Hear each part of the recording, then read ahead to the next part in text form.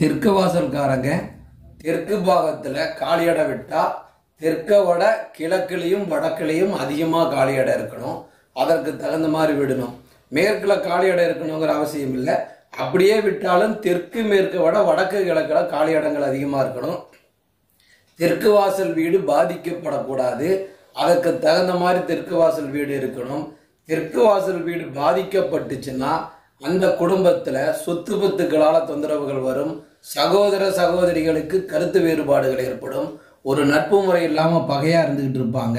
சொத்துக்காக சண்டைகள் போடக்கூடிய சூழ்நிலைகள் உருவாகும். அதனால் கோர்ட்டு கேஸு வம்பு வழக்குகள் வீண் பிரச்சனைகள்னு போவாங்க. ஆரோக்கியத்தில் பாதிப்புகள் ஏற்படும். ஒருத்தருக்கு ஒருத்தர் அவ்வளோ வெறுப்புகளோடு வாழக்கூடிய சூழ்நிலைகளை ஏற்படுத்தும். அதாவது கடன் தொந்தரவுகள்னால சாதாரண நிலையில் இருக்காது.